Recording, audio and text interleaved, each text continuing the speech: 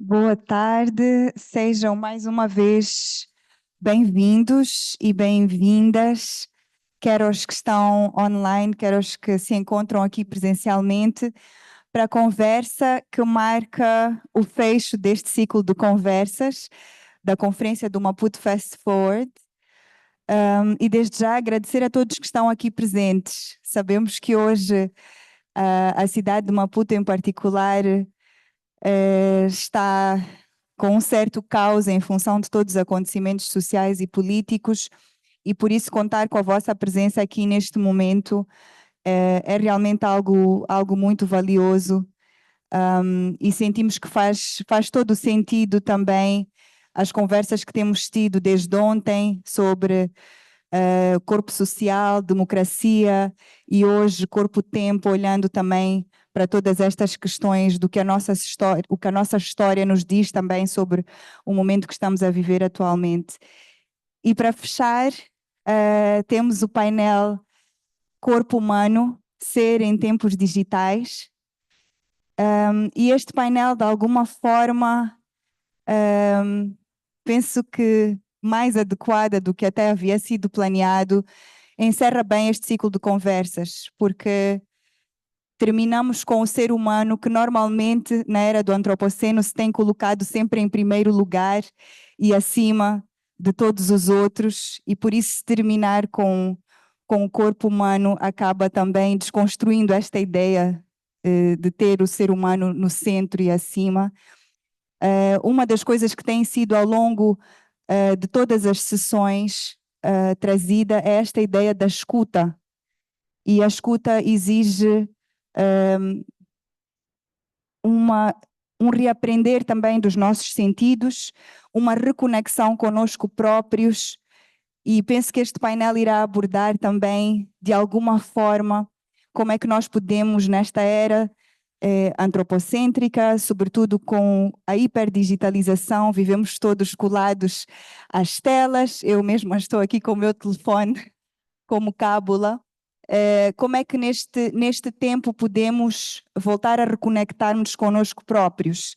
No corpo-tempo falava-se desta questão da necessidade de tempo, de pausa para a escuta.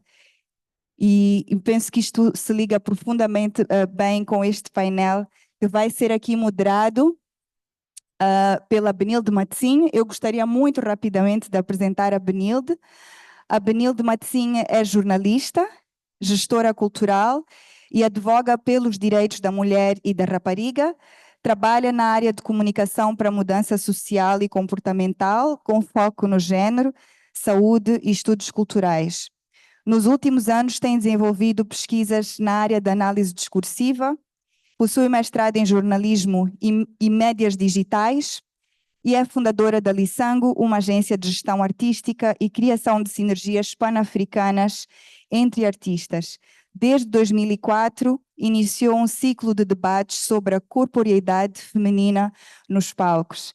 Então, muito obrigada a Benilde por moderar este painel, e também, desde já, obrigada aos oradores que estão online, virtualmente, mas, por favor, Benilde, espero que te sintas acompanhada pela presença nossa aqui neste espaço. Obrigada.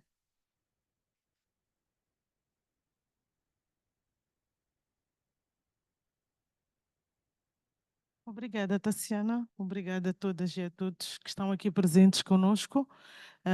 Esta é a nossa última sessão, mas sinto-me, sim, muito bem acompanhada pela presença virtual dos nossos oradores e oradoras, mas também pela presença de todas e de todos que estão aqui presentes. Neste último painel, nós vamos falar sobre a questão dos corpos hiperligados, a proposta para o pós-antropoceno, que é a temática central do MFF deste ano, que coloca também Moçambique no centro de uma discussão contemporânea, de uma discussão necessária, com o mote de tentarmos entender, nos escutar, nos ouvir, como corpos, mas tentarmos ouvir o nosso planeta, mas por outro lado, esta ideia de hiperlink, de hiperligação, de hiperconexão, que nos permite perceber que estamos todos em rede, estamos todos conectados nas nossas decisões, na nossa forma de ser e de viver. E porque a era digital é bastante importante e é um tema que justifica toda a necessidade de estarmos aqui, este painel acabou se encaixando nisso. Vamos ter uma discussão bastante rica com 4 oradores, entre eles a Anyieth, a Maria Snow, o Yuck Miranda e também o Cebolenkosi Zuma, que está conosco a partir da África do Sul. Neste painel vamos refletir sobre a desconexão com os nossos corpos e ao mesmo tempo de como o neoliberalismo digital transforma os nossos corpos, influencia os nossos corpos e como é que ele também instrumentaliza os nossos corpos que estão mais centrados nas telas, nos ecrãs e nos screens, como nós sempre falamos.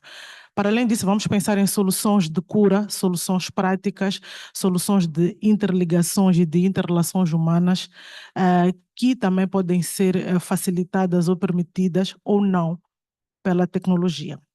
A nossa primeira oradora é a Anyieth D'Awol, que é advogada de direitos humanos do Sudão, fundadora do projeto Sudão do Sul, fundadora do projeto Roots e que capacita mulheres em situação de desvantagem através da arte, do artesanato e do artesanato tradicionais. Ela é docente, mas também é docente no Centro de Mind Body Medicines e realiza oficinas de curas de traumas em todo o mundo com foco na autoconsciência e resiliência. Tem mais de 2 décadas de experiência, devia juntar-se a nós fisicamente, mas porque estamos todos envolvidos nesta situação que Moçambique está a viver. Infelizmente ela não pôde juntar-se a nós fisicamente, mas vai estar portanto, online, já está conectada a nós. Ela vai, portanto, dentro do seu resumo, falar sobre a cura para o pós-antropoceno, a medicina, corpo-mente, relações sustentáveis em tempos digitais. Vai enfatizar a questão dos benefícios da resiliência e inteligência emocional em tempos digitais para a promoção de comportamentos saudáveis e de conexão tanto com o online quanto com o offline para uma vida mais harmoniosa, cooperativa e próspera. É a pessoa que eu chamo agora para inaugurar essa sessão. Boa tarde, Anyieth.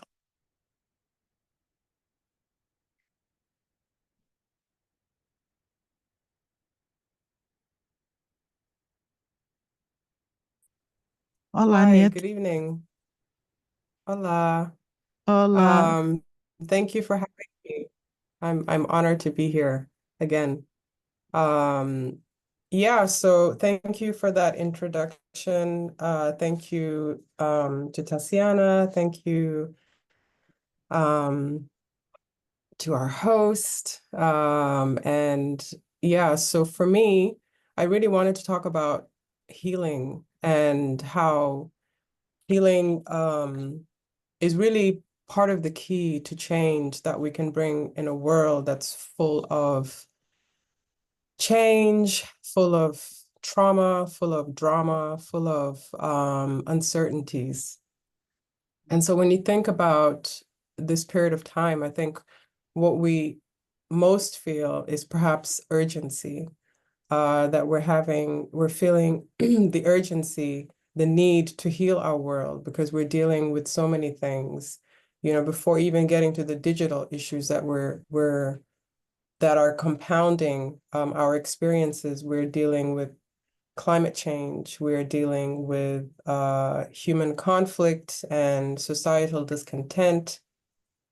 We're dealing and then with the influence of digital technology, and the digital technology comes with all other things as well, including our focus issues, not being able to focus, not being able to be present, not being able to really connect with one another. So even though we are able to communicate with people we've not seen in 20+ years or 10 years, or the distance brings us closer, our interaction with each other are different, are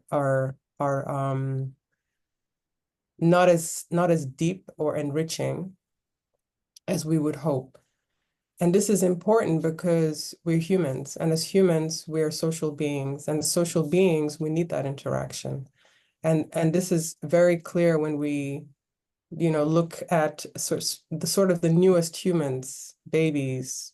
Babies need that interaction. They need to be held. They need to be nurtured beyond fed, beyond having air to breathe, beyond having food to eat. They also need the interaction with other humans. And this need carries on to for the rest of our lives. It carries on till our last breath. This is the need that we most that most influences and changes us. So we'll talk also a little bit about the need for human connection, the need for community, the need for being able to have meaningful relationships. So it's a huge topic, and of course, on top of that, we have to live in a world which is currently constantly being bombarded. So being on this digital platform really connects us to all these things that are happening in the world. And then we're seeing everything almost in real time, but also simultaneously. Wars all over the world, political discontent everywhere, communication online that can be enriching or not enriching.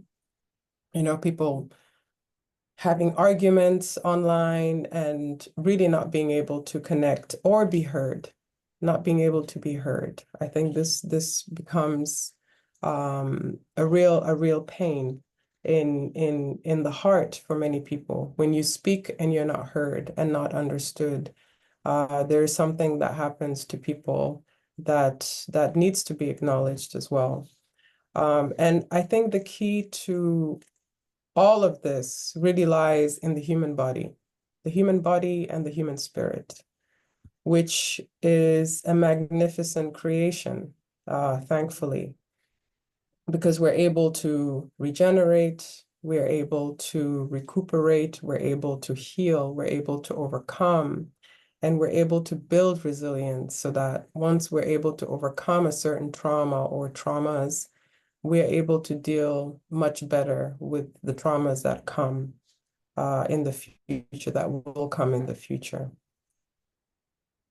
I've been very fortunate through mind-body medicine to be able to have learned how to do that. How do you use your mind and your body and your spirit or intuition to be able to find healing, health and healing, and also change the relationships that you have with yourself, with others, and with the environment. And I learned this mind-body medicine from the Center for Mind-Body Medicine. The Center for Mind-Body Medicine is an organization based in the US in Washington, D.C., but it really is a global organization because we have faculty that are international, including myself. We have faculties in other nations, and they're looking to basically build resilient communities within their communities. So at the moment, we have faculties, for example, in Gaza and Israel. These are some of the longest sort of working faculties outside of the US. And at a time like this, when they've also been going through where they're going through their war, this terrible war, we're seeing our faculty suffer through, live with people, they're from there, dying with people, losing families, but doing the work. And the work is to be able to know that we're able to heal, and that the work also is for building the future. And the Center for Mind-Body Medicine was founded by Dr. James Gordon. I have to mention his name and give homage to this man, because he is committed to bringing trauma healing to the world. As a teacher and a friend and a mentor, he is someone that is constantly teaching. He's well into his 80s and still working really hard, traveling around. And one of the things I heard him say recently is how when you love what you do, when what you do brings you meaning and a higher purpose, then you're able to do it continuously until you can't do it anymore. So this for me is really what healing looks like. Healing looks like us doing the things that matter to us doing the things that bring value to our lives and also helps us to connect with other people. So I kind of want to start also from the beginning, because I know it's a big topic with a lot of different moving parts, but we as humans are hardwired to heal. Healing is part of our DNA. It's part of our inscription. It's innate in all of us, and we're constantly doing it. And what really inspires me also is knowing that no matter how long and I do this work, and also how many people I come across, I'm in awe of how much the human is able to carry in life, you know, talking about childhood trauma, talking about things that they've experienced after childhood, things that people experience because of your parents' experience, your grandparents' experience, historical trauma, generational trauma, intergenerational trauma, collective trauma, individual trauma, all of these things, and then constantly the things that are happening, including the things that are happening now in Mozambique. I'm sure that everybody is feeling a lot of emotions coming up in them. And this is important to acknowledge that these feelings are there, and that these feelings are real, and they need to be acknowledged, and something needs to be done about them. And so this power of healing is innate. It exists in all of us. And sometimes, because of the way our world is currently, because of all the traumas that we're feeling and experiencing, it can be a lot. And it's important to learn tools and techniques to be able to remind our bodies and our spirits again that we are able to heal. So often we are getting lost in the emotions and the drama that trauma brings. I know this. I come from South Sudan, and war has been a part of our talk about being born, living, and dying in war. And this is also becoming our experience. But what has happened in the past does not necessarily have to be what happens in the future. As human beings, this is part of our problem, the part of us that informs the future because of what we remember from the past. And so intentionality is very, very important in healing and in the work of being aware of what is going on internally, understanding what is happening. So I'd like to acknowledge that, yeah, we are living in a time that's difficult. You know, I'm not so young, but also young enough to not, you know, say something like, this is the worst time ever. It's not the worst time ever. I don't know that. However, there are a lot of things that are bombarding us that are new to us as humans. And those things include technology, and how we're relating to each other. There's been many studies on children, teens, who are unable to really show emotion because they're not used to being in close contact with people. And they see people either online or not at all, and they're just chatting. And so this interaction with people is affecting how our brains are becoming wired. And this is an important thing to know that it's affecting our children and the wiring of their brains. And also that this time that we're living in includes many other things. It includes how we eat, what we're eating. If we were to eat the way that our grandparents ate, or how we eat actually in our villages still, we would be in greater health than the way that we start to eat. The more, the more resources people are able to get, and it's really interesting, because in the US or in the Western world, things are reversed. You eat organic food when you are when you're wealthy, when you have money to be able to pay for that, and you eat processed food if you're not able to afford that. While here it can be the opposite, right? So how do we see the future and see our present and bring intentionality into that? How do we take all the information that we have? How do we use our digital platforms to actually gather the information that does exist over, on it, to be able to make informed decisions about why we're doing what we're doing? And so this intentionality really is quite important.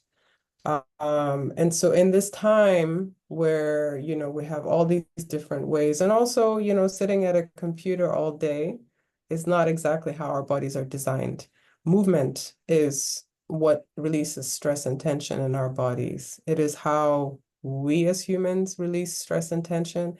And it's also how all animals with a backbone, with the vertebrae, release stress and trauma in their bodies. The trauma healing also will help us to relate better to ourselves. We have more and more people out there who are not happy with themselves, or are not able to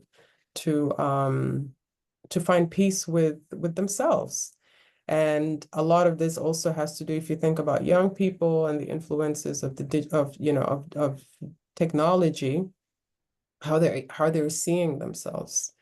And this is important. So our relationship with ourselves is a first step. And then we have the relationships with others. As I mentioned before, we need to be related to others and have meaningful conversations. It's not about being in a busy room with people and not sitting alone. It's about when you sit with someone and have a conversation with that person, at the end of it, do you feel that you have shared heart to heart, even if it's something small? Or do you feel that the conversation was superficial, small talk, it was just pleasant? How do you feel? And so these are important to bring awareness to.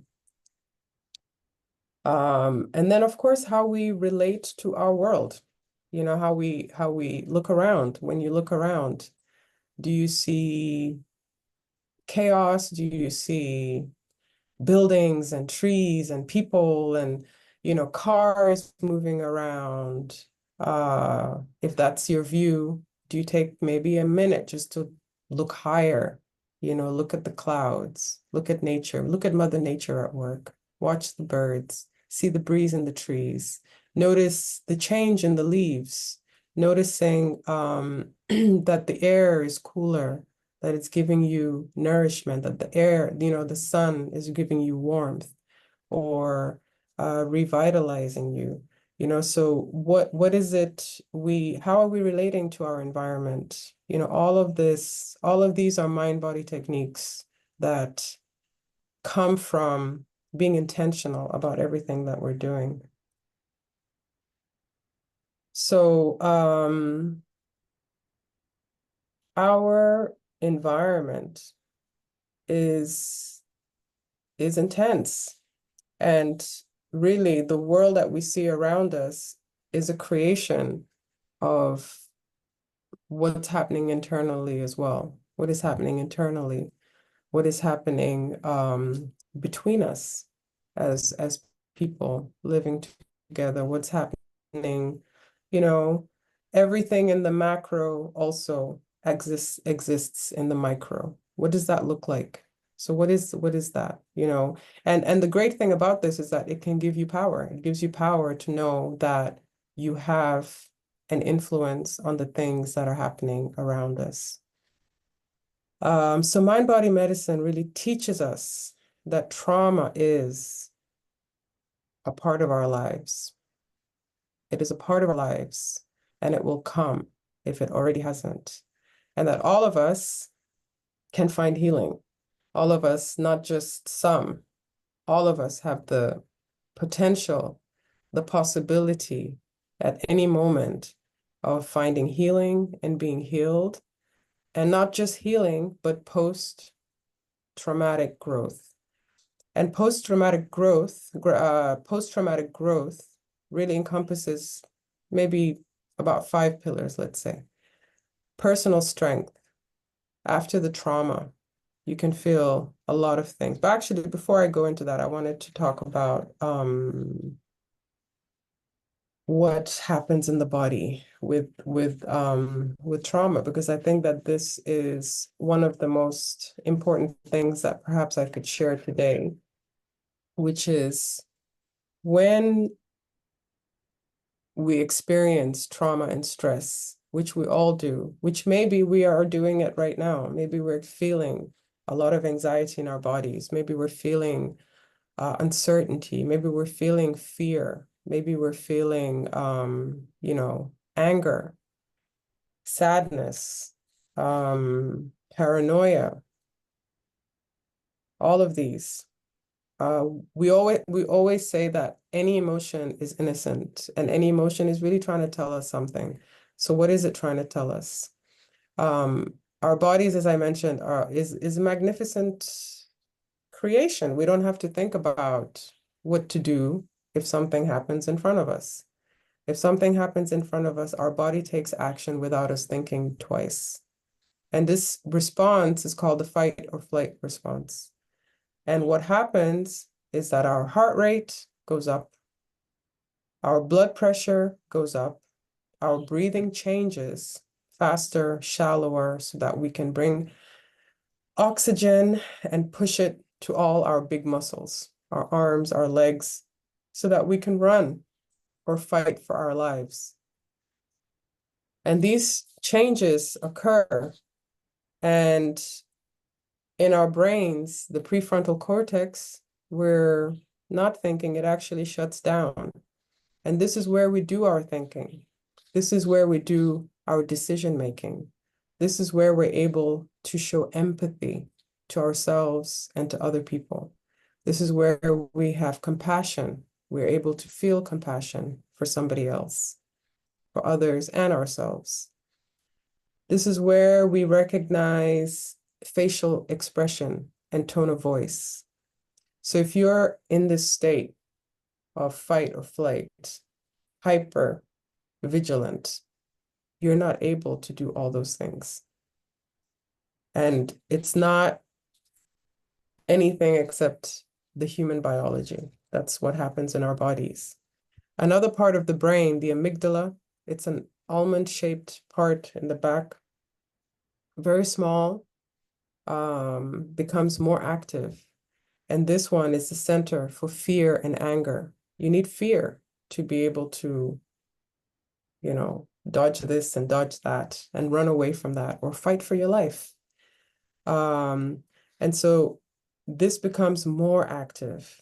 So then you seeing everything with a hypervigilant lens. And the brain, unfortunately, is not able to differentiate between something that's real and imaginary. Once it gets in your mind, you can see everything as a threat. So if you're not able to tell by facial recognition that someone is smiling or not smiling, or smiling in a truthful way, in an honest way, and smiling in a smirking way, it's hard to make a decision about where that is. Our digestion stops because we don't need to digest when we're in fight or flight.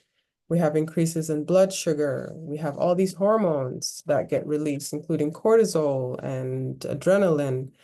And all of this really forms a loop, and the loop tells our brain, we have responded.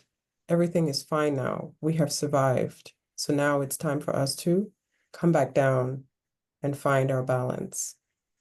And it's amazing because we do. However, too long in the state, which could be triggered by things like political discontent, like not knowing what's going to happen tomorrow. It can happen because we have, we're constantly arguing with someone online. It can happen because there's a war going on. It can happen because we're in the middle of a divorce. It can happen because all manners of reasons, because we have an illness that we're dealing with, or a stressful job, or a loss, or even just a heartbreak. But it's not just a heartbreak. Anything that causes us to feel this way for long periods of time is serious. So there's no hierarchy. It's just how the body responds and what the body is doing in that moment. And so when we stay like this, it can lead to chronic illnesses, long-term, which are on the increase globally. Definitely in the US, where they have a lot of data, it is on the increase. But around me and around my family and the people that I know in my country, it is on the increase. And I'm talking about chronic illnesses, including high blood pressure, type 2 diabetes, ulcers, cancers, heart disease, gut issues, all of these autoimmune diseases are all on the increase. And not just that they're on the increase, but they're attacking younger and younger people, sometimes even teenagers, okay, or even preteens. So it depends. So the need for us to become aware of how our bodies are doing in these digital times is important. It's important because will we be fit enough to fight for another day? Resilience is really important for us to take this into consideration. And then, of course, that's besides the emotional issues, anxiety, depression, hostility, and also bad relations, not relating well to people, not being able to resolve conflicts, not being able to connect with other people. All of this affects how we see everything, how we see our environment, how we treat our environment. One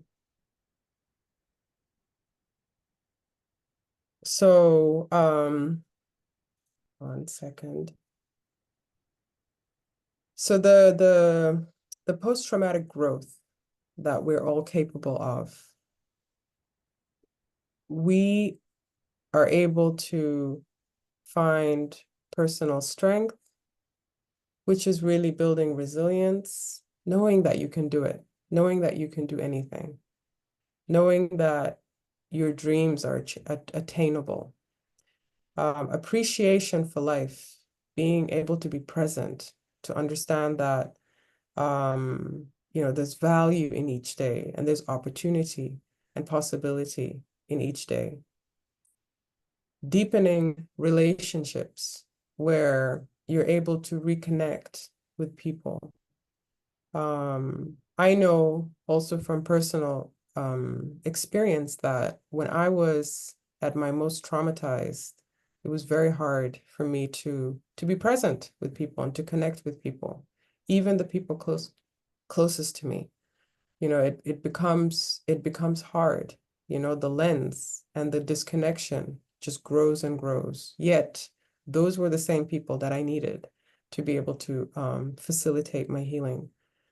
And number 4 is personal transformation, new possibilities that you're able to dream, that you're able to create, to be creative, to be who it is that you want to be, and spiritual growth that you are part of, something greater, something bigger. And it could be, spiritual in that way, could be part of the community, could be whatever fills that for you. And in mind-body medicine, we get that through simple techniques, learning how to breathe. And these are very simple techniques, very attainable techniques, and techniques that we are just trying to share as much as possible. Because how you breathe changes how you feel. And if you know how to breathe, you'll breathe. Just notice. Actually, maybe we could just notice right now, how are we breathing? Just take a few deep breaths slowly in through the nose and out through the mouth. Just take one more.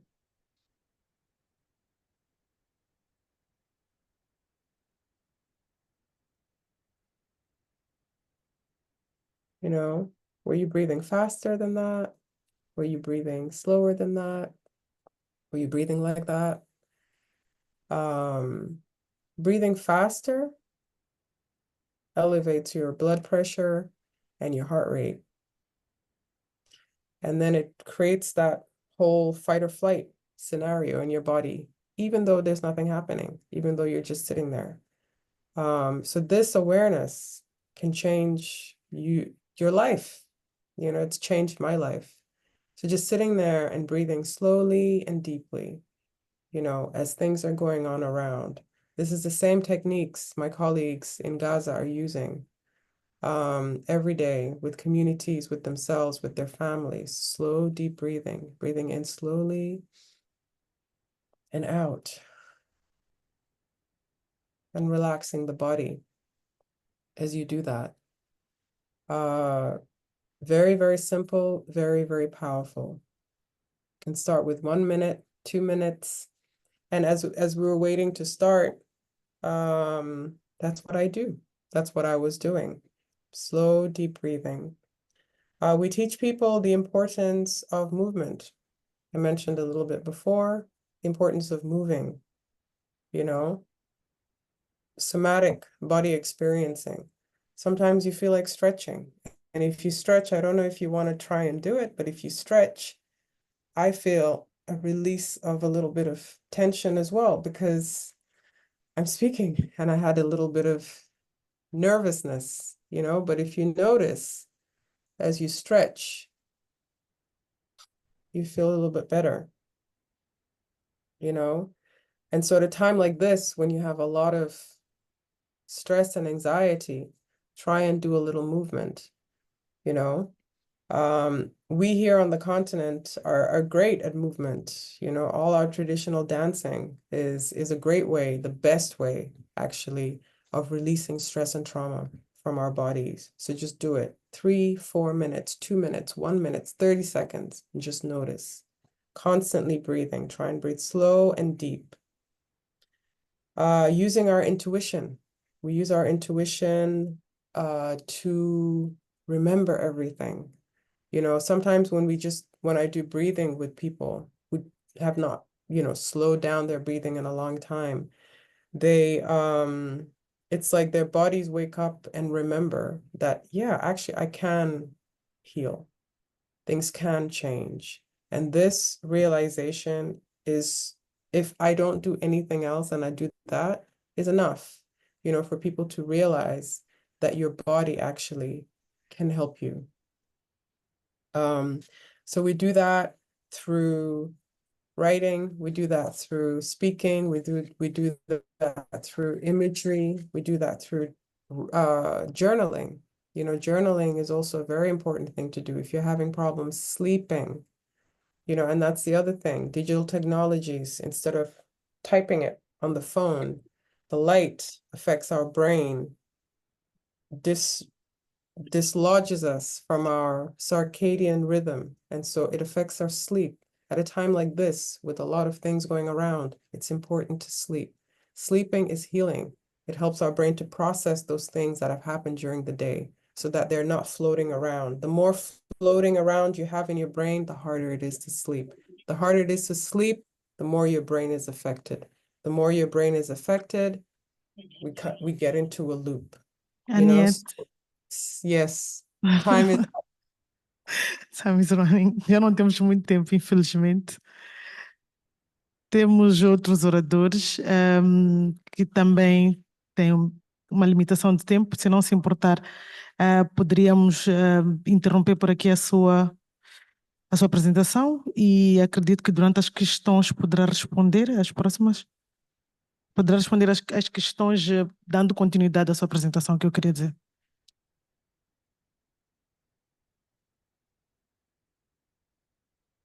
Yes, that's fine. The only one thing I wanted to mention was that we do also meditation and work with community. Everything we do in community. And this is where the healing is. So thank you so much.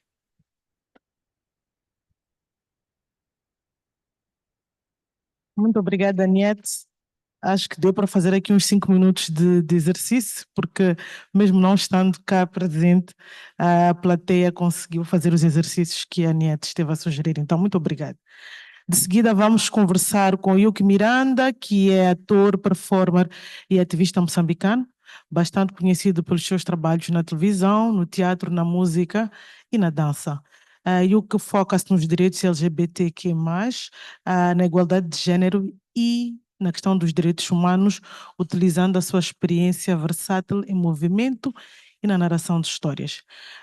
Entre as várias conquistas do Yuck, destaca-se a residência Visa pour la Création 2019, o Prémio Prince Claus de 2021, a residência de pesquisa da Pro-Helvetia em 2023 e o projeto atual que é No Identified Identities, que explora narrativas queer, pré-coloniais, pré- e pós-coloniais em África.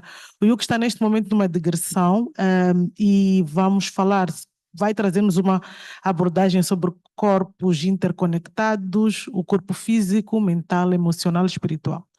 Porque está numa digressão, o Yuck pediu que quebrássemos um pouco a regra e nós cedemos e vamos ter que fazer 2 perguntas ao Yuck, porque ele está entre o preparo para uma apresentação e para outra, e para conversas e entrevistas com o público. Então, Yuck, mais uma vez, seja bem-vindo. Eu vou já fazer a primeira questão, que é: o que é que significa exatamente conectar-se a esses 4 corpos? O que é que significa conectar-se a esses 4 corpos e quais são estes 4 corpos? E o que tens 5 minutos para responder à questão e muito obrigada. Muito obrigado pelo convite. Dos 5 minutos que tenho, vou pedir 1 minuto de silêncio para homenagear as vítimas de tudo que está a acontecer em Moçambique neste momento. Não é só a vida de Elvino Dias e de Paulo Guambe, mas sei também que têm acontecido outros assassinatos, gente que também foi parar ao hospital e ainda cuida da sua saúde. Então, gostaria de pedir 1 minuto de silêncio.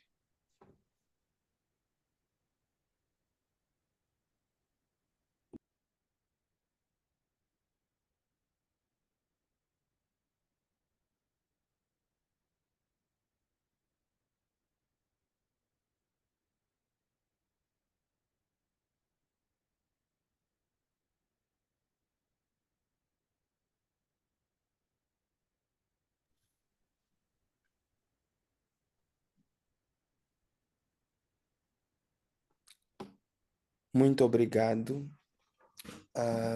Benilde, vou começar por responder à tua pergunta. Muitas das vezes o nosso entendimento sobre o corpo é muitas vezes limitado ao corpo físico, né? Se pensarmos num ator, num bailarino, a primeira coisa que ele pensa é no corpo que ele tem, neste corpo físico, né?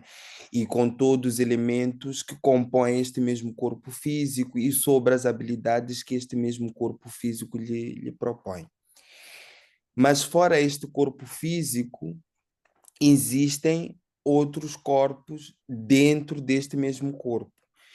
Se nós pensarmos que o nosso campo emocional também forma um corpo e que temos de cuidar dele, e se percebermos também a habilidade e os elementos que este mesmo corpo tem, também daremos um certo cuidado a este corpo. Se pensarmos também no nosso corpo espiritual ou energético, também temos um corpo ali por ser cuidado, por ser alimentado, por ser preservado acima de tudo. E depois temos o corpo emocional, que também necessita de um certo cuidado, como todos os outros corpos. O que acontece é que estes corpos, eles têm uma ligação. Por exemplo, se pensarmos Vou usar um pouco a minha bagagem do teatro. No teatro, por exemplo, um ator usa o corpo e a voz para atuar, muitas vezes. Seja para fazer coisas em movimento, mas também seja para dizer o texto. Então, geralmente pensamos que ele só se vai focar na voz e também na habilidade que este corpo tem. Mas ele vai entrar em contato com outros corpos. Muitas vezes atores representam as vivências da existência humana e eles emprestam partes de si. Então, há uma necessidade que ele tem, o ator ou o performer, ele tem de entrar em contato, por exemplo, com o corpo emocional. Para trazer a emoção, ele tem que ir lá, revisitar as suas emoções, para poder, de certa forma, trazer essa emoção que vai ser vivenciada no palco.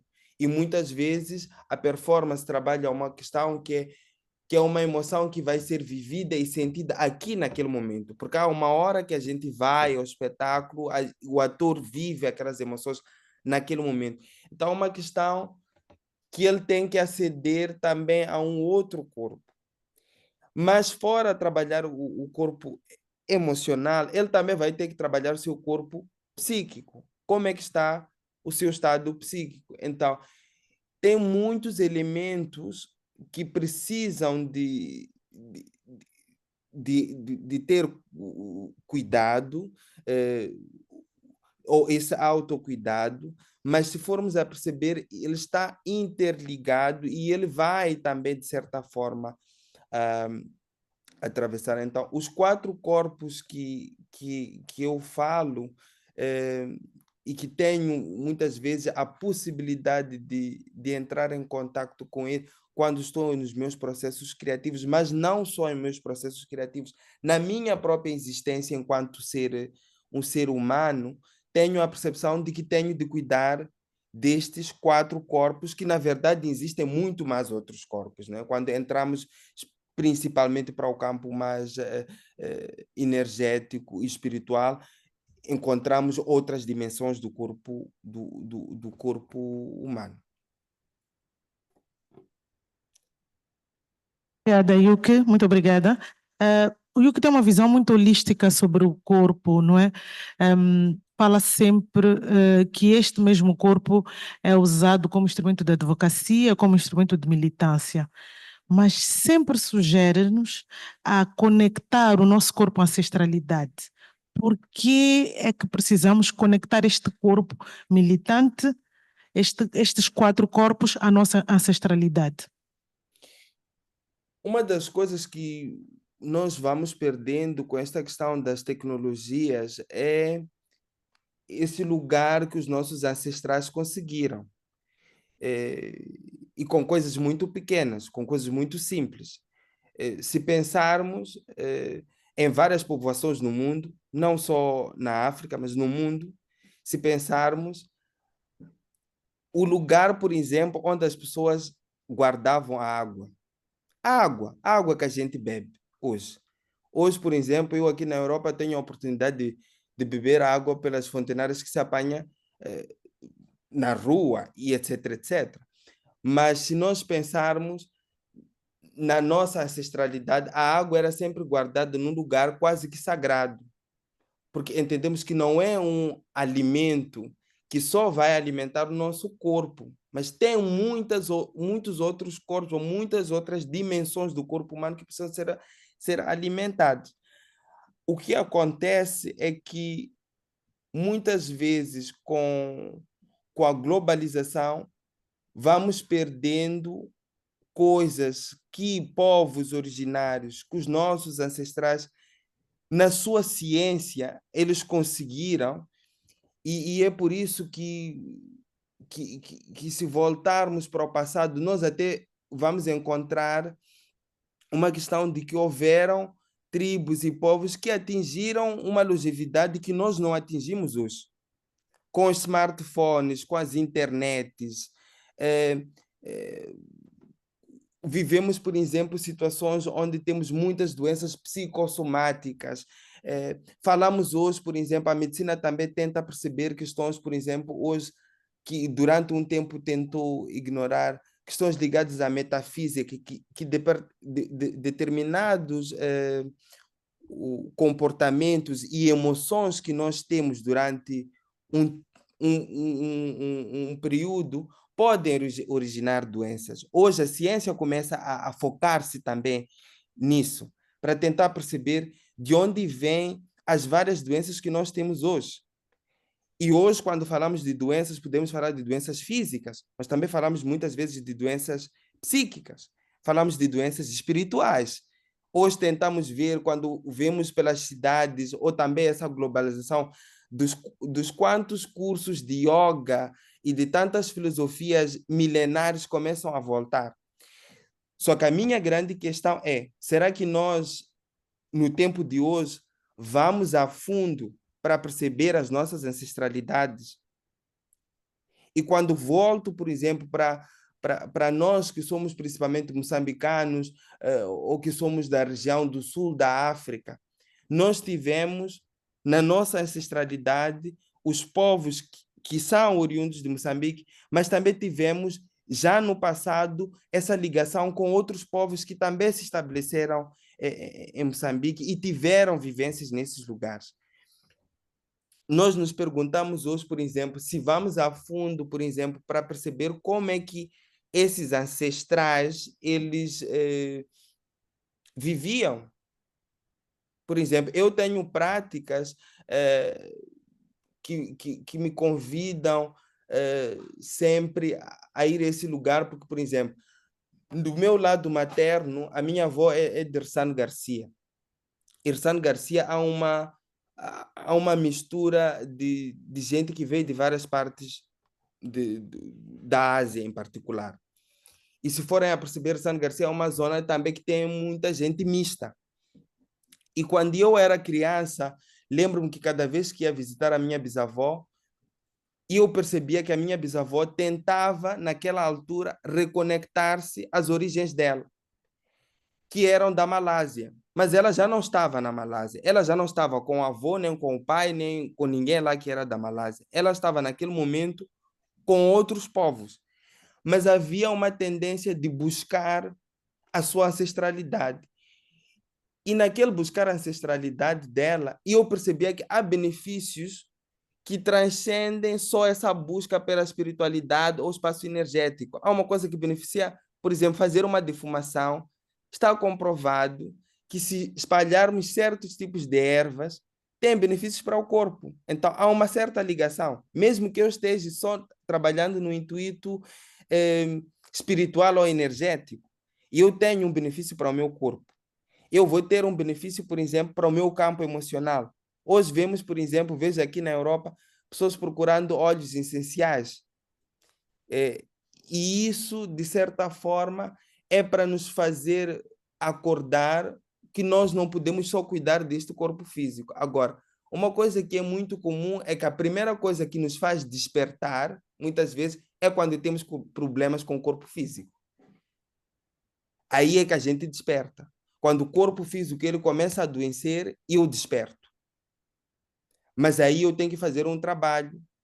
O universo, Deus, o que quer que eu acredite, me convida a fazer um trabalho. E esse trabalho é tentar perceber que emoções estão no meu corpo neste momento. Que sensações eu já vinha tendo e eu fui ignorando, que hoje cristalizou e tenho talvez esta dor ou esta enfermidade que me acompanha. Hoje, se formos a perceber, também há muito essa tendência, hoje, principalmente a gente da minha geração, quando a gente começa a ter algum sintoma, ir para o tio Google e tentar investigar o que eu tenho, né? E claramente somos bombardeados por um monte de diagnósticos.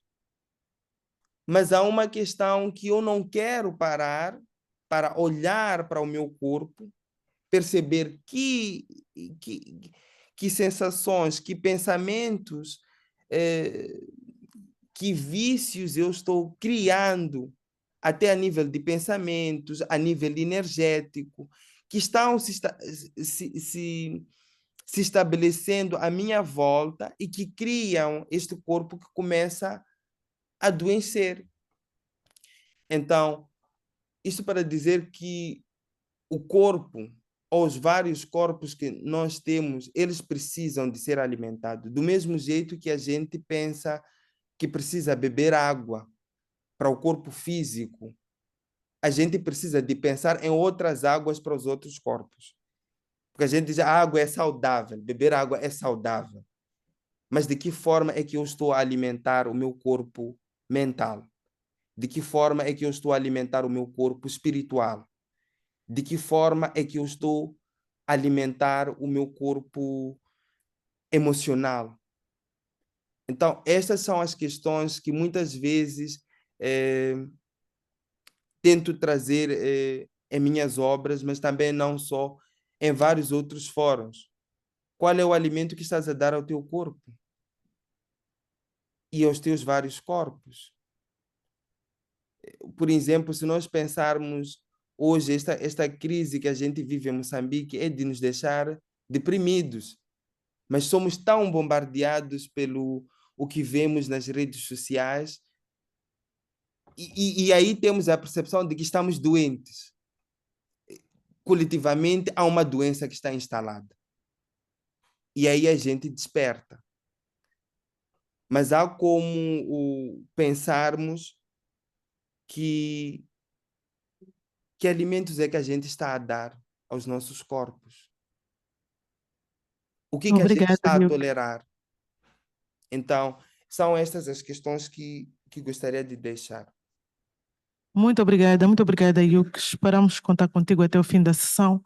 Sabemos que tem outras, portanto, tem uma performance mais tarde.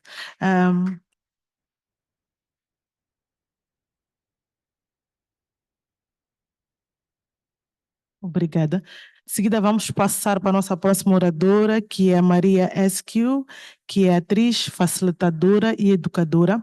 Ela é responsável pelo mestrado em teatro para a comunidade e educação na Mount View Academy of Theatre Arts em Londres.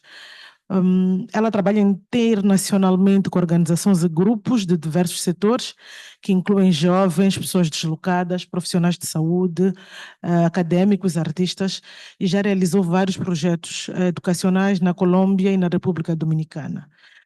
No seu abstrato, ela propõe-nos a falar sobre navegando na matriz, teatro, ritual e práticas de representação para a saúde comunitária. Ela vai partilhar as suas experiências e insights a partir de oficinas de teatro e projetos com comunidades deslocadas a nível de Londres e em outros lugares do mundo. Ela vê o teatro e os rituais e as práticas de representação como um potencial para desafiar entendimentos lineares e mecanicistas da humanidade, criando oportunidades para pensamento e ação sem fronteiras. Maria, seja bem-vinda.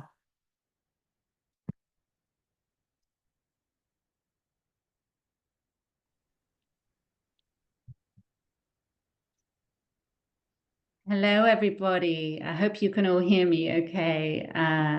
Firstly, I would like to say a massive thank you to everyone here at Maputo Fast Forward for making this amazing event happen and for involving me. It really is such an honor. Thank you to everybody who's organized this, including Tassiana and Benilde. Obrigada, obrigada. I'm really honored to be here. And it's a real pleasure to speak alongside such fascinating artists and researchers, academics, and creative beings. So I'll just give you a little bit of background and then I'll just dive in. So as introduced, I'm a London-based theatre maker now running a master's program in theatre for community and education and also working with various communities, including healthcare professionals, academics, young people, people seeking sanctuary, including refugees and asylum seekers, and marginalized communities in the UK, which includes those who are excluded from accessing certain public services. So I myself am part of the UK Latin American community, with my family coming from Ecuador as well as the UK. And I'm really, really interested in the role theatre and performance might play in social change, among other things, by facilitating deeper connection, more collaboration, and strengthening community. And lately, I've been experimenting with theatre as a tool for embodied learning. So to really learn more about ourselves and one another, inspire self and collective actualization, as well as to deepen critical consciousness as we address some of the issues we're facing in our world today. So when I say theatre, ritual, embodiment processes, I'm using these concepts as a kind of umbrella term, which involves a wide range of exercises, approaches, and forms of expression. And these can, of course, take many forms, including movement, game playing, creative reflection, even visual arts, as well as storytelling, devising, theatre making, both in a workshop and a performance setting. My focus of my work is on how ideas and concepts play out in practice. So I think that's particularly, this kind of practical approach is particularly relevant for this very neoliberal digital age we're currently in, where all too often, as previous speakers have spoken to, we're feeling isolated, cut off from ourselves and one another, and where we're frequently required to suppress our humanity in order to survive. It may be in order to survive in our workspaces, or where we're tasked with numbing our empathy to uphold these violent cycles of exponential growth and exploitation. And we're expected to carry on with business as usual while people and planet are on fire.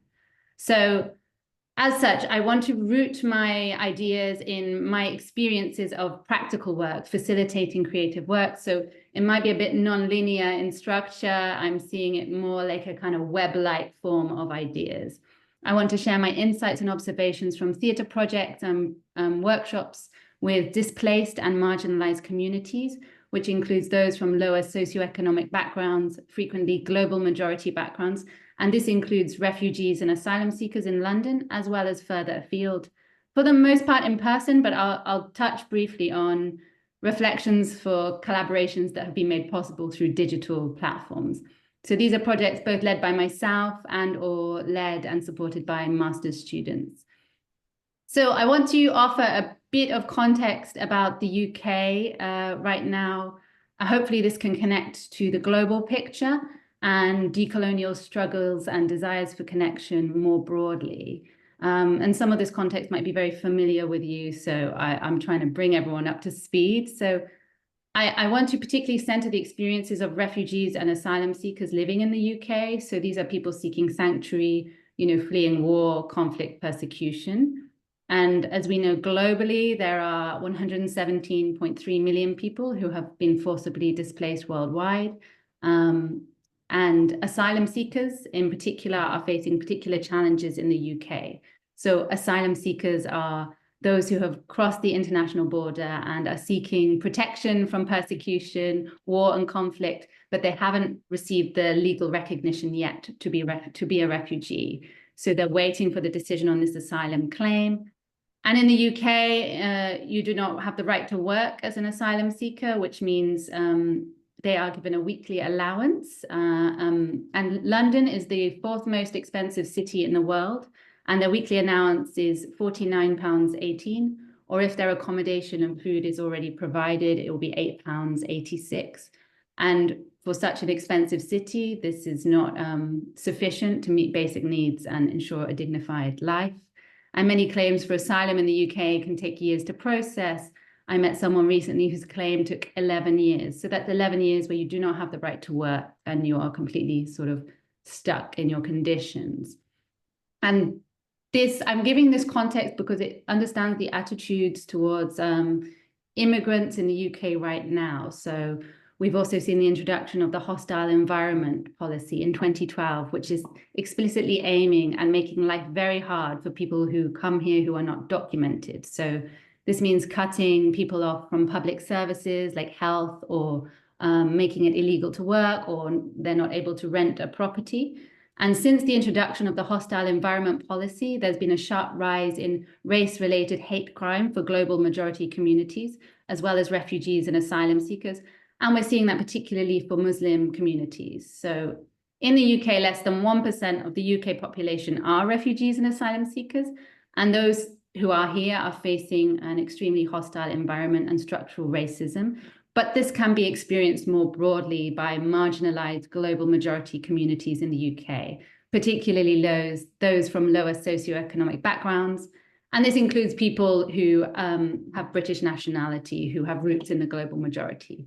So you might have seen in the news this last summer, there were a series of racist riots all over the country led by far-right nationalists targeting refugees and asylum seekers, setting fire to accommodation where they were being housed, but also targeting Muslim, Black and brown communities more generally, underscored by Islamophobic rhetoric. So these are kind of the context in which we're working with day to day, you know, and it's absolutely connected to the policies and language from both mainstream politicians and our elite-run mainstream media, and can be understood within the broader context of the US so-called war on terror and the racist policies which are very much mirrored in the UK, such as stop and search policing and increased policing. So, and of course, this last year, the UK has played a central role in the slaughter of over 200,000 Palestinians, and that number is a conservative estimate from the medical journal The Lancet, as it has continued to arm Israel, along with providing a lot of Western media complicity, misinformation, and censorship on this issue. So,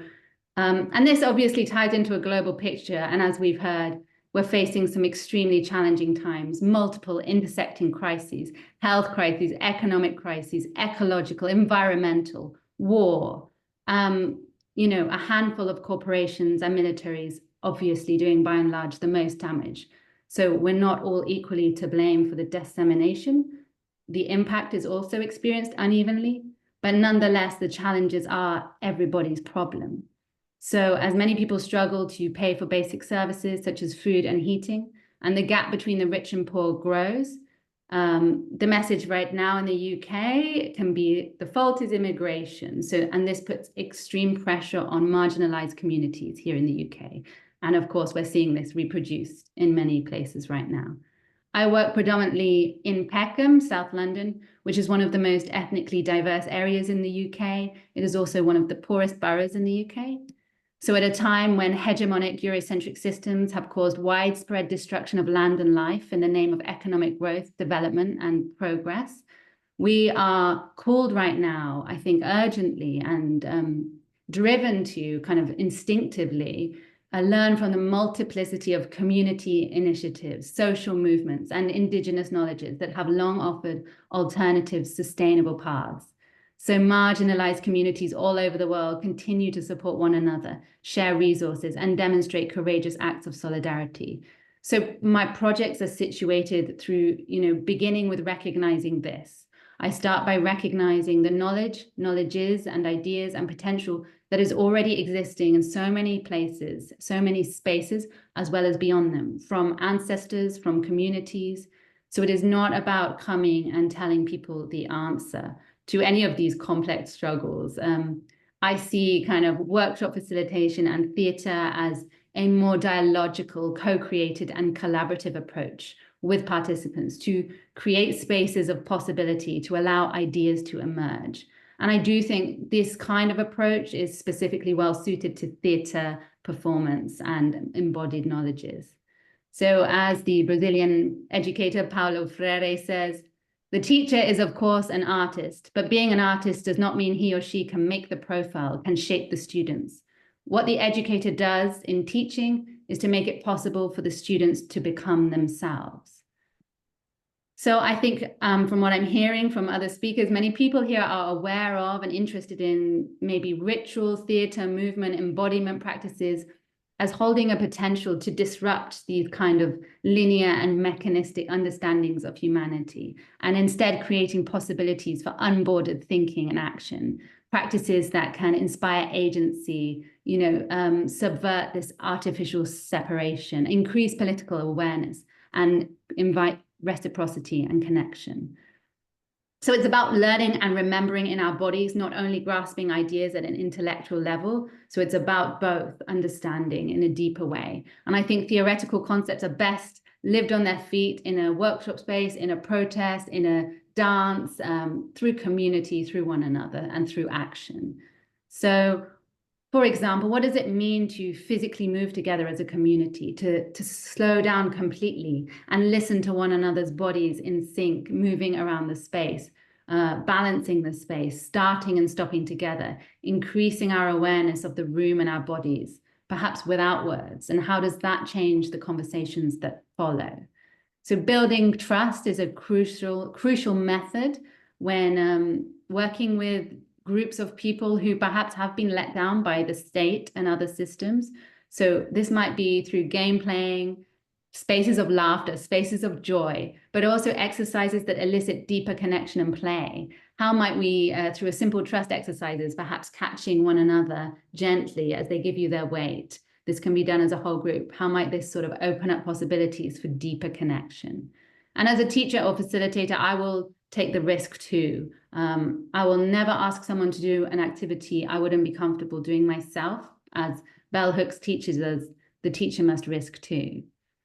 And then we get to devising stories that young people want to talk about. So frequently, my work and the work of the master's students on the program I run has involved co-creating stories with young people that become performances for their communities. So the topics and themes are chosen by the young people themselves.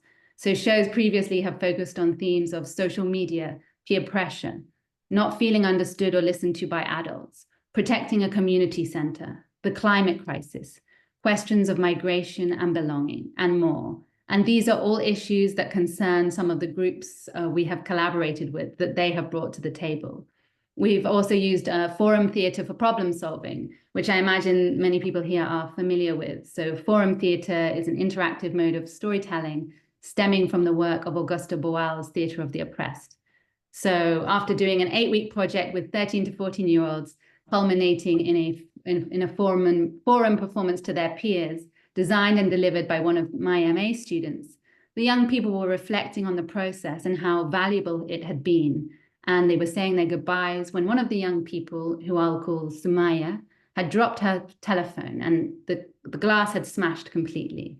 And she was very upset, particularly about how she would go home to her parents with this smashed telephone, which of course, is very expensive to replace.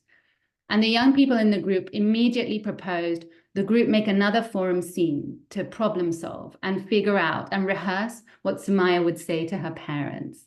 So it was very, very moving to see how they had integrated a theatre method into their lives and were taking ownership of it and using it as a tool to serve their worries, address issues head on, and strengthen their communities. So theatre exercises such as game playing, theatrical game playing, where young people get to lead for themselves, can be extremely beneficial, particularly for those who are continuously excluded and disempowered by our systems and structures. So experiencing a sense of agency, getting to lead exercises and experience connection with one another can be significant. This can be through a variety of games, mirroring, observation games. I don't have time to run you through them all, but I'm really interested in the value of game playing and theatre exercises and what that can open up. One final example I wanted to share with you is ritual theatre, which is an area I'm particularly fascinated by. So, and this might include creating new rituals if ours have been lost and making meaning with those in the room to serve a deeper purpose.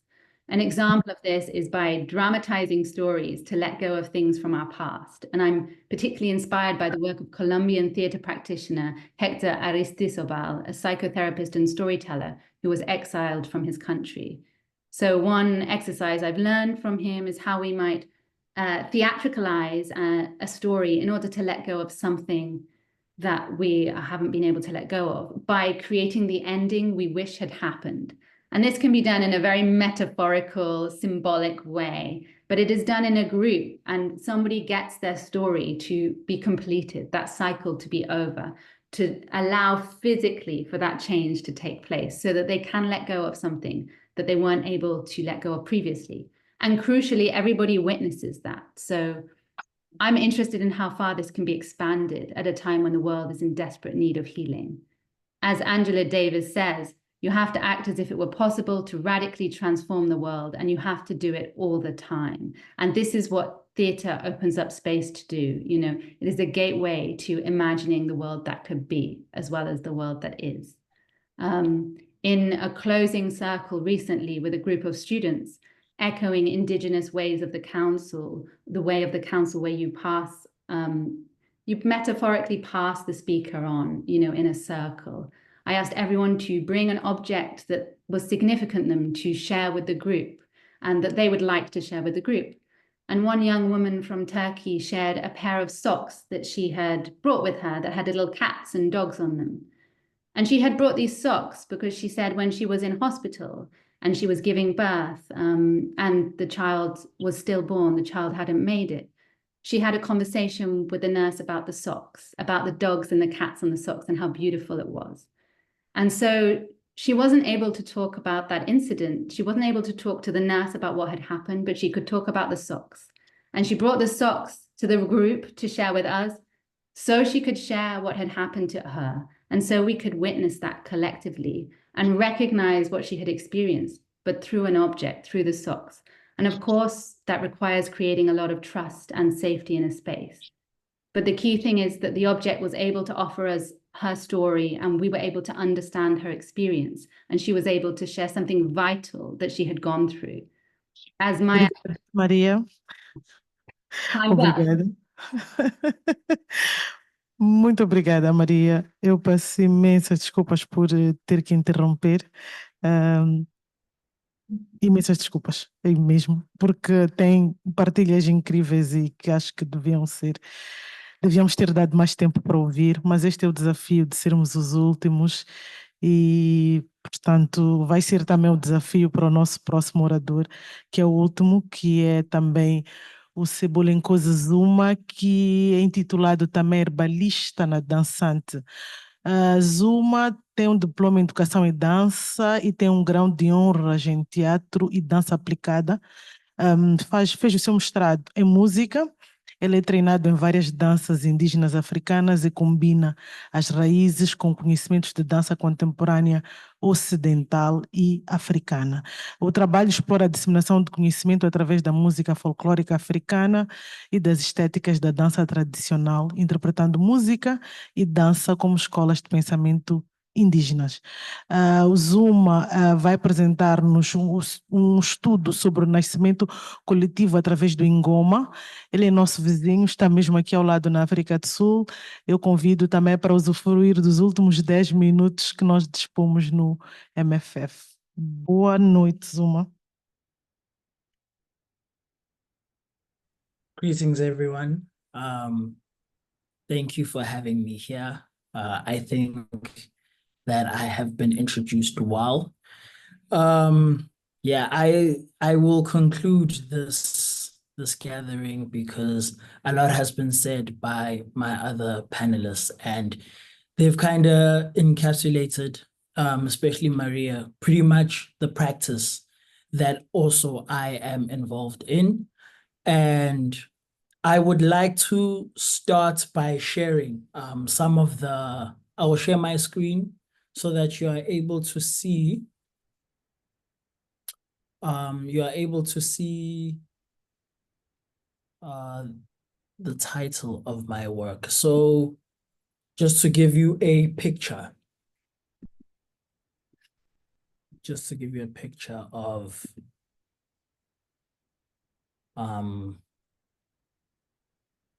so this is pretty much the name of my paper is Umuntu Ngumuntu Ngabantu, which is then I do a study on the collective rebirth of through Ngoma aesthetics. So Umuntu Ngumuntu Ngabantu essentially means that I am or a person is because of other people. So it speaks very much about community. And then what my research was looking at is how do we assist one another, particularly Black men in South Africa, through this, what I call, or many call Ngoma aesthetic, or what I identify or have identified through Ngoma aesthetics. So I would like to start by showcasing some of the few Ngoma aesthetics which reside within South Africa, and then I'll be able to dive in deeper and expand on what the concept of Ngoma is and what are the types of Ngoma aesthetics which exist within South Africa.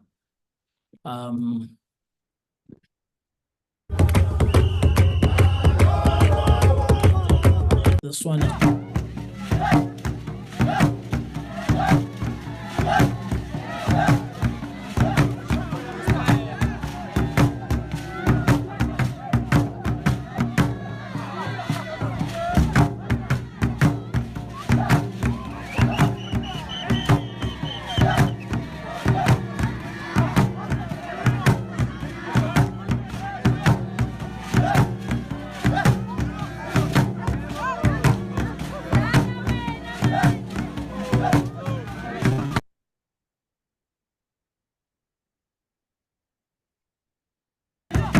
and lastly,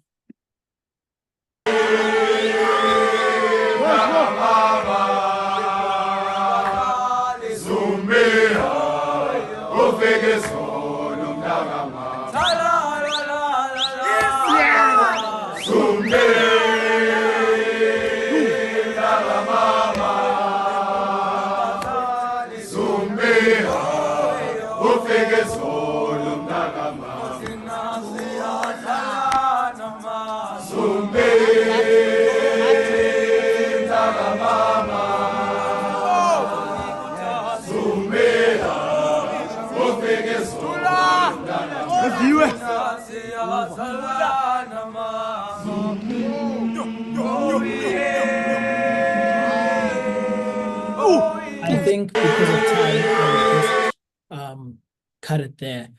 But essentially, with these artistic forms, or these South African forms, which is Indlamu and Umgidi that you find within shamanic spaces, performances which are done by diviners to connect. And with Iguijo, which is also a call and response. What I found interesting with this type of music is that a lot of it is very archival, and it's known, or rather, especially with the Zulu dance, which was like a military style of dance, then through labor migration became it was used in the hostels in Johannesburg as a way for men to entertain themselves while they were working the mines, but also as a way for them to connect with one another and form camaraderie. And what I found very interesting about the songs that were sung, and if you listen to the words, a lot of it has to do, or when the men were in the mines, a lot of it had to do with them missing home and the pains and the hardships of being within the mines. The art form started to become more commercial in forms of umaskandi and istatamiya. They were able to make money off it. But essentially, these songs that were created through this song dance practice amongst the Zulu people called ingoma, because they called it ingoma. They were just reciting and archiving events and experiences which were happening to them. And what then inspired me to then start writing about this and writing this paper is when it was during the lockdown, I realized that I was reading about the gender-based violence statistics in South Africa and how during the pandemic they had gone down for some reason. And we found that South Africa actually has one of the highest, if not the highest, stats of gender-based violence in the world. And a lot of it was due to the fact that, there are a lot of factors which kind of played into the acts in which men, even till this day, are perpetrating. Some of them, it's very hard to understand. And there was a lot of conversations that men do not take the time to think of suicide in South Africa. The men have the highest statistics of suicide in South Africa. And then I started to look when I was going through these forms of ingoma. I started to pay attention to the words, and I was like, the form in which it could be introduced, where the men could come and sing about their problems as they used to do back then. But take it further, because I started reading works by Perry and Medina who speak about this embodied pedagogy. And I know of people who have gone into certain prison systems, detention facilities, where they have started opening up these ingoma practice circles where just men come together and they sing about their problems, and they sing. There's one of the videos that I wish to show you. One of the songs is saying that they had killed my child and they were only 2 weeks old. And they're just singing the song, and they're holding space for one another as the song is happening, as the dance is happening. And meanwhile, these men are in prison. And for me, I then started to with this embodied pedagogy, our understanding of embodied pedagogy, I started to imagine then, how do we also take those songs and start to implement an educational aspect of it, and really, over and above just singing about it, how do we then dig deeper into what we're singing about?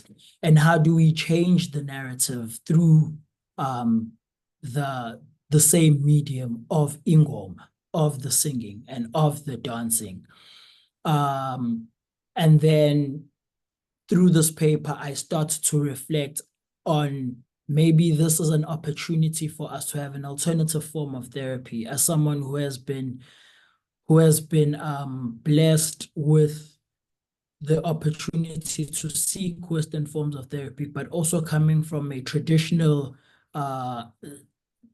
background of healing, of Nguni traditional healing background, and looking at how within the Nguni traditional, or within the Ngoma aesthetic, it's a very communal space. As you see with all the movements and the dancing that happens and the singing, all of this happens. People initiate music that speak about their problems. People take the time to speak about their problems, and then they are carried and they are held by the music and the dance, which reflects the issues which they have raised. And I think there is a beauty in community then assisting with the healing process, but now to take it a step further, and how do we actually offer advice or ways of conquering the hardships through these songs, and then recreating the narratives, and then embodying these recreated narratives. And what does it do to the mind, and what does it do to the body? What does it do to the soul? as we understand ngoma type, ngoma aesthetics, or that they are very much centered around the music, the dance, but spirituality as well, and connecting with human and connecting with nature. So much that in my master's research now, I'm looking at spaces in which these ngoma aesthetics exist in South Africa for specifically wellness. So you find them a lot in the African initiated churches. You find it a lot in the space of becoming diviners. And why was it? And I look at the church and I look at why was it so important that with this Christian narrative, it was important that the African dance and music practice had to be integrated into it. What does it do for the community in which that practice is serving? And it just, for me, stresses this within an African context and a Southern African context. Maybe this is the form of therapy that is needed, this alternative form of therapy that is needed outside of one becoming a diviner, outside of one having to join a church, outside of having to go to ceremonies, but how do we also create that space of community and healing as a community? Yeah, I think I will cut it off there.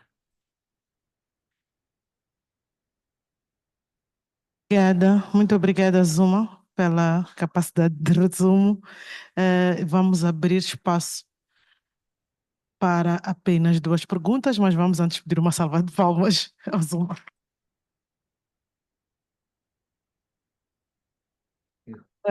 Havendo questões, pedimos que coloquem, por favor.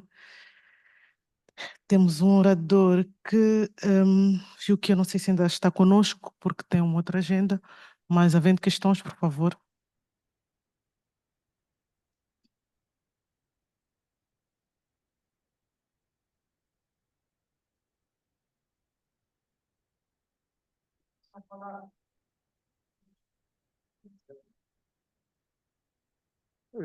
É perigoso isto. Eu sou Dramel de Milho, Universidade do Harmonal, Faculdade de Letras e Ciências Sociais. Mas agora eu vou falar como cidadão. A Constituição protege-me neste ponto. Eu fico feliz. Algumas coisas já ouvi há 15 anos atrás. Quando olhei o menu, achei interessante. Por isso não vou fazer perguntas que já fiz há 15 anos atrás. Achei interessante no painel antes, apareceu uma oradora que dizia que há 30 anos que eu respondo a esta pergunta. Então eu não vou cair neste erro. O Miyakoto ensinou-me há 15 anos atrás que é preciso saber ter a ciência de escutar os outros. Eu ouvi desde o princípio, gostei muito da fala do Achille Mbembe. Este último orador traz uma coisa interessante.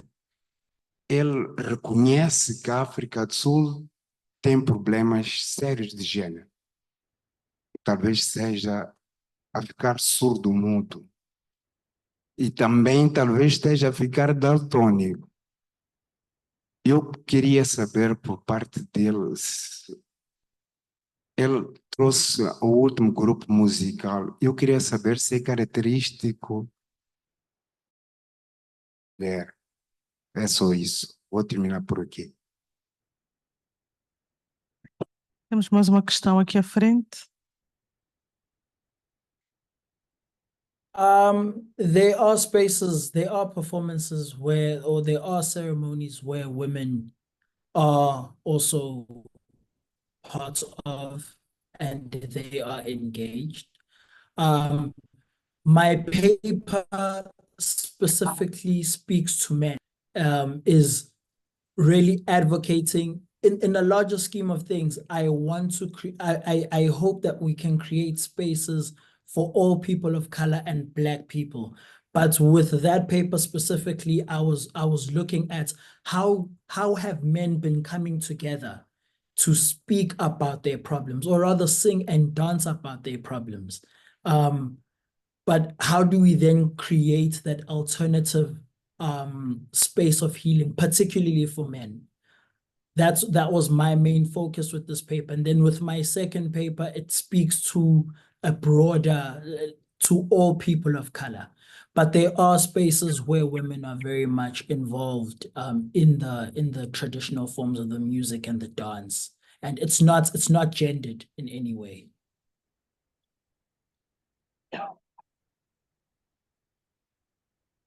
Obrigada. Vamos passar à próxima e a última questão.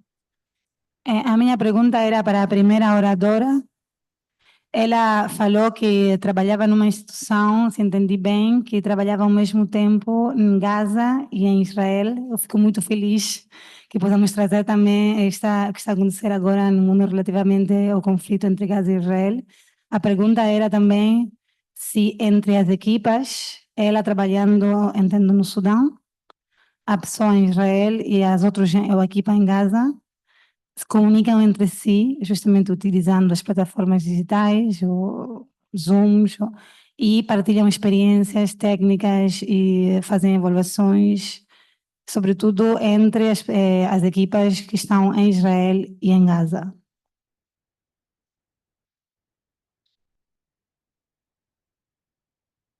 Anyieth, a pergunta é para si. Thank you. So we have a faculty in Gaza and Israel. We have an international faculty, and we have faculties in those countries. So the faculty there are working, of course, simultaneously. Those ones that are based in Israel are working with their people there, and managing their trauma. They do groups. And those in Gaza are doing the same, working with children, working with communities, and actually the faculty there has about 18 people. Sadly, 3 were lost, some along with their whole families over this war, and the rest of the faculty continues to provide groups and healing structures for children, for all the people, doctors, community members, whoever they're able to have access to in providing this. And I don't know if I heard the other part of or understood the other part of your question.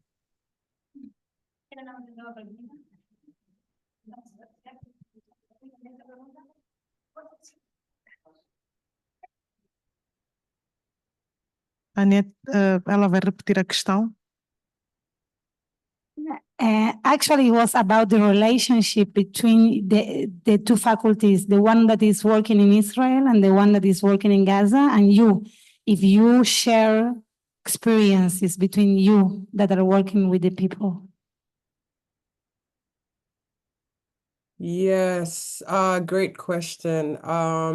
We all work together. So we work together in a model, and this model really is about that. I didn't have an opportunity to talk about how we actually do work in community and sharing, but we have certain guidelines that we follow, which is, of course, like the first one would be confidentiality, the second one would be mutual respect. So everybody speaks in turn. So when we speak, you listen and you notice what's going on in your body. This sort of way of communicating is really about noticing what's going on internally. Because once you notice what's happening internally, then you'll notice what kind of feelings are coming up. And we all do all of this from a place of meditation. So first we have a meditation, then we do something called a check-in, where we notice what's going on and try and speak in the moment. In terms of the two faculties working together, I'm not sure exactly how that's happening right now, but they have in the past done it. They've worked together. They've worked with bringing, both communities together and children from both communities together and being able to connect in a different way. And the beauty of this is that once you're able to, without stress, connect with people in a heart-to-heart manner, it brings the connection that you never even expected. So, one of the most beautiful things is that we learn as practitioners is you learn less and less, or your being is less and less likely to just sit there and look at someone and make judgments. So everybody becomes really a well of knowledge and experience that once shared, and once you've witnessed what they have to say and what they're experiencing truly and authentically, then there's another connection that's made. And this is where we're finding the opportunity to change perspective and foster peace as well within people and communities. I hope that answers your question. Muito obrigada, Anyieth, pela resposta. Muito obrigada a cada um dos nossos oradores e oradoras que juntaram-se a nós neste último painel. Se eu tivesse que resumir a Anyieth em alguma frase, seria: o espírito humano tem a capacidade de se regenerar, de se curar. A resiliência faz parte da nossa natureza humana e a intencionalidade é importante para a cura. O Yuck disse-nos que a necessidade de aceder aos nossos diferentes corpos, temos a necessidade de aceder aos nossos diferentes corpos em função das nossas necessidades. A Maria deixou claro que o trabalho prático é importante nesta era tão digitalizada. E por fim o Zuma disse-nos que os homens podem cantar e falar sobre os seus problemas como eles faziam antigamente. Muito obrigada a cada um dos nossos oradores e oradoras. Obrigada, MFF. De certeza que daqui a 2 anos nós nos vemos. Muito obrigada aos intérpretes que estão lá atrás, que permitiram que nós tivéssemos uma conversa fluida. E vou passar o microfone à Tassiana. Obrigada.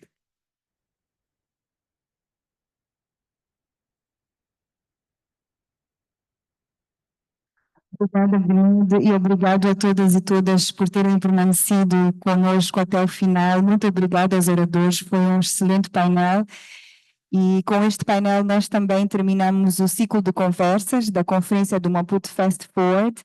Eu espero que tenha sido um círculo cheio, e penso que uma das palavras que mais ouvimos aqui foi a palavra cura, e penso que para concebermos outros futuros mais ecológicos, mais saudáveis, mais economicamente e socialmente justos e inclusivos, temos que fazer um trabalho de cura da nossa relação com o planeta, da nossa relação conosco próprios, da nossa relação com os outros, e mesmo como Zuma trouxe também desta relação entre homens e mulheres, trazendo aqui o elemento de género, mas poderíamos falar do elemento racial ou étnico. Então eu espero que com estas conversas todas tenhamos saído daqui cheios de reflexões e também motivados a construir estas propostas para um futuro pós-antropoceno no nosso dia a dia, no nosso exercício como cidadãos e como parte de uma comunidade. Muito obrigada a todos e a todas e a toda a produção e equipa que aqui está. Nós vamos ter ainda uma última conversa para quem tem energia, mas que vai decorrer na Fundação Leite Couto, com a jornalista cultural Atia Khan. Então, para quem ainda tiver energia e capacidade, convido-vos a ir ter a Fundação Leite Couto. E passo a palavra para Elodie, que é a nossa coordenadora do Maputo Fast Forward. Muito obrigada. Boa tarde, mesmo perto da noite. Eu quero primeiro uma salva de palmas adicional para a Tassiana, que fez toda essa conceitualização de uma conferência incrível, do nível que eu tenho muito orgulho em ter no MFF e com todos os oradores, todos os moderadores que ela conseguiu juntar a nós. Foi realmente, desculpa o meu português, como sempre, é terrível, mas eu realmente queria agradecer esse nível incrível que tu trazes à nossa. Acho que essa edição do MFF realmente, mesmo nesta altura complicada e a extensão, estamos a conseguir fazer uma coisa super.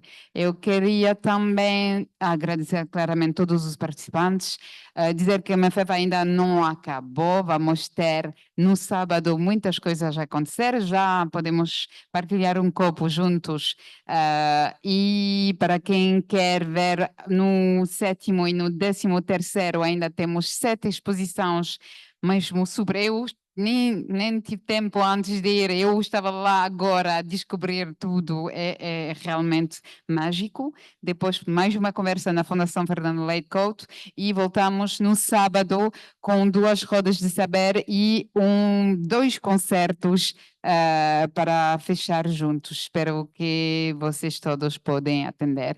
Muito, muito, muito, muito obrigado. Merci, thank you so much.